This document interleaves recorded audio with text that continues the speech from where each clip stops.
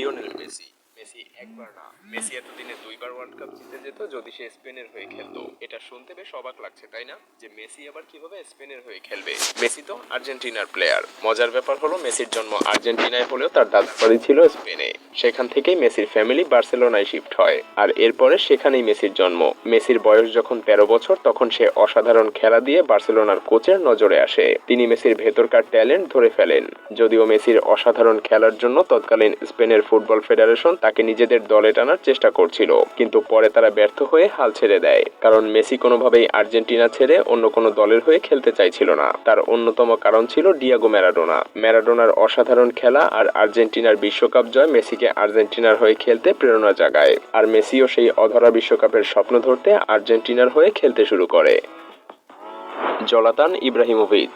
সুইডেনের জলাতান ইব্রাহিমোভিচ নিজেই অনেক বড় বড় ব্র্যান্ডগুলোর মধ্যে অন্যতম একটা ব্র্যান্ড। হ্যাঁ, জলাতান এতটাই জনপ্রিয় খেলোয়াড়, বিশ্বজুড়েও জলাতান অনেক নাম করা একজন বড় ফুটবল খেলোয়াড়। কিন্তু কেমন লাগবে যদি আমি বলি জলাতান বসনিয়ার হয়েও খেলতে পারতো, কিংবা ক্রোয়েশিয়ার হয়ে? হ্যাঁ, 1981 সালে জলাতানের জন্ম সুইডেনে হলেও তার বাবা সেপিক ইব্রাহিমোভিচ আসলে বসনিয়ার নাগরিক। তিনি 1977 সালে বসনিয়া থেকে সুইডেনে চলে আসেন, আর তার মা ছিলেন ক্রোয়েশিয়ার নাগরিক। মানে জলাতান চাইলে বসনিয়ার হয়েও যেমন খেলতে পারতো, তেমনি তিনি চাইলে ক্রোয়েশিয়ার হয়েও খেলতে পারতো। ক্রোয়েশিয়ার প্রতি এই টান থেকেই 2018 সালে লুকা মদ্রিচ যখন best football player of the year জিতে যায়, তখন জলাতান তাকে অভিনন্দন জানিয়েছিলেন আর তাকে নিয়ে অনেক প্রাউডও ছিলেন। Mesut Ozil. মেসুত ওজিলের জন্ম এবং বেড়ে ওঠা জার্মানিতেই। 4 ভাইয়ের মধ্যে সবচাইতে ছোট মেসুত ওজিল বেড়ে উঠেছে দারিদ্রতায়। তার বাবা মায়ের কাছে কোনো টাকা ছিল না। সেই সময় জার্মানিতে অভিবাসীদের আনএমপ্লয়মেন্ট রেট ছিল 70%-এরও বেশি। ওজিল তার ভাইদের সাথে জার্মানিতে ফুটবল খেলা শুরু করে, কিন্তু তার ভাইয়েরা জার্মানিতে ফুটবল খেলাকে সিরিয়াসলি নিচ্ছিল না, কারণ তারা তুর্কির হয়ে খেলার কথা ভাবতো। তো সেই হিসেবে ওজিলেরও তো একই ভাবার কথা ছিল, তাই না? কিন্তু না, ওজিল দারিদ্রতা থেকে মুক্তি পাওয়ার উপায় হিসেবেই ফুটবল দেখেছিল। ওজিল অসাধারণ ফুটবল খেলতে শুরু করে, আর ওজিল এতটাই অসাধারণ খেলতো যে 5 বার জার্মানির হয়ে সবচাইতে ভ্যালুয়েবল খেলোয়াড় হিসেবে সিলেক্ট হয়েছিল। যদিও জার্মানির হয়ে খেলার পাশাপাশি ওজিল তার মাতৃভূমি তুরস্কের ফুটবলেও অনেক অবদান রেখে গিয়েছেন। Diego Costa. এটা ডিয়াগো কস্তার ব্রাজিলের জার্সিতে, আর এটা স্পেনের জার্সিতে। কি কনফিউজড? ডিয়াগো 2013 সালে ব্রাজিলের হয়ে 2 বার খেলেছিল, তবে পরবর্তীতে 2014 সালে ডিয়াগো স্পেনের সিটিজেনশিপ পায়, আর তখন তিনি স্পেনের হয়ে খেলার সিদ্ধান্ত জানান। তার এই সিদ্ধান্তে ব্রাজিল টিমের ম্যানেজার রাগে ফেটে পড়েন। 2014 সালের বিশ্বকাপের আগে ডিয়াগো একরকম ব্রাজিলকে ডাম্প করে। যেহেতু ডিয়াগো ব্রাজিল স্পেন 2 দেশেরই নাগরিক ছিল, তাই সে যে দলেই ইচ্ছা চাইলে খেলতে পারত। এছাড়াও ব্রাজিলের সাথে তার খেলা ম্যাচ 2টি ফ্রেন্ডলি ম্যাচ ছিল, তাই সেটাও তার জন্য কোনো সমস্যা করত না। তার এমন সিদ্ধান্ত ব্রাজিলের মানুষদেরকে প্রচুর রাগিয়ে দিয়েছিল। তারা তার নাগরিকত্ব বাতিল করার দাবি জানায়, এমনকি অনেকে তাকে মৃত্যুরও হুমকি দেয়। পল পোগবা। পোগবা ফ্রান্সের হয়ে গত বিশ্বকাপ জিতেছিল। 2016 সালে পোগবা যখন অন্যতম এক্সপেন্সিভ খেলোয়াড় হয়েছিল, তখন তার সুযোগ ছিল অন্য যে কোনো দলে খেলার জন্য যাওয়া। আপনি হয়তো ভাবছেন পোগবা তো ফ্রান্সের নাগরিক, তাহলে ফ্রান্সের হয়ে না খেলে সে কেন অন্য দেশের হয়ে খেলতে পারতো? না, আপনার ধারণা ভুল। পোগবার বাবা ছিলেন গিনির নাগরিক, তার উপরে পোগবার 2 যমজ ভাই গিনির হয়েই খেলতো। এটা আরো বড় একটা সমস্যা ছিল। যদিও পোগবা আর গিনির হয়ে খেলার সুযোগ পায়নি, তাই সে ফ্রান্সের হয়ে খেলারই সিদ্ধান্ত নেয়। আপনার কি মনে হয় না যে এটা পোগবার জীবনের অন্যতম একটা বড় সিদ্ধান্ত ছিল? হ্যাঁ, এভাবেই অনেক খারাপ থেকেও ভালো কিছু হতে পারে।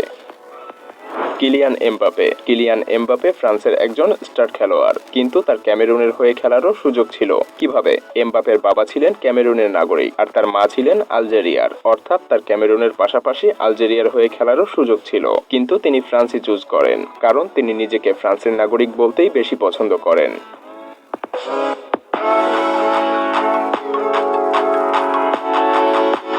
জোরাম বয়াট্যাং। জোরাম বয়াট্যাং হয়তো আজ ঘানার হয়ে খেলতো, যদি না অপ্রত্যাশিত একটা ঘটনা না ঘটতো। জোরাম বয়াট্যাং এবং কেভিন বয়াট্যাং এর যখন নিজেদের দল চুজ করার সময় আসে, তখন তারা টস করে। টসে 2টা দলে খেলার কথা থাকে, ঘানা আর জার্মানির। টস শেষ করে জোরাম বয়াট্যাং জার্মানির হয়ে খেলার সিদ্ধান্ত নেয়, আর কেভিন বয়াট্যাং ঘানার। পরবর্তীতে জার্মানি 2014 সালে ফুটবল বিশ্বকাপ জিতলে জোরাম বয়াট্যাং তার পরিবার থেকে একমাত্র ব্যক্তি হয়ে ফুটবল বিশ্বকাপ জেতায় অবদান রাখে, আর এটা তার জার্মানির নাগরিক মাকে অনেক বেশি হ্যাপি করে। David Alaba.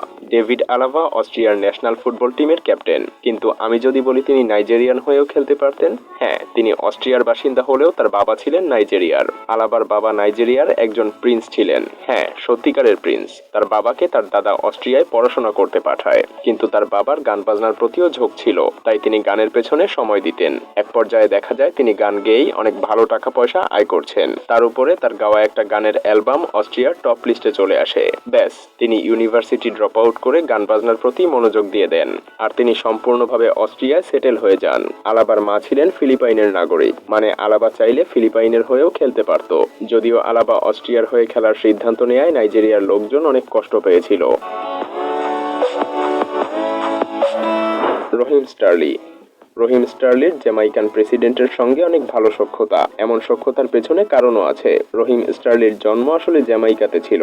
রহিমের ছোটবেলা কেটেছে জ্যামাইকাতেই, কিন্তু কিশোর বয়সে তার জীবনে একটা অনেক বড় দুর্ঘটনা ঘটে। আসলে রহিমের বাবা স্থানীয় গ্যাংয়ের মেম্বার ছিল, আর গ্যাংদের মধ্যে শত্রুতার জেরে তার বাবা খুন হয়ে যায়। তখনই তার মা সিদ্ধান্ত নেয় রহিম স্টার্লিংকে নিয়ে সে ইংল্যান্ডে শিফট হয়ে যাবে, কারণ তিনি চাননি তার ভালোবাসার সন্তান রহিমের সাথেও খারাপ কিছু হোক, যেমনটা তার বাবার সাথে হয়েছিল। রহিমের 5 বছর বয়সেই তার মা তাকে নিয়ে ইংল্যান্ডে চলে আসে। সেখানেই রহিম বড় হয়ে ফুটবল খেলা শুরু করে, আর এক পর্যায়ে ইংল্যান্ড ন্যাশনাল টিমে ডাক পায়। আর তখন থেকেই রহিম ইংল্যান্ডের হয়েই খেলছে, কিন্তু এখনো জ্যামাইকার সাথে তার নারীর টান রয়েই গেছে।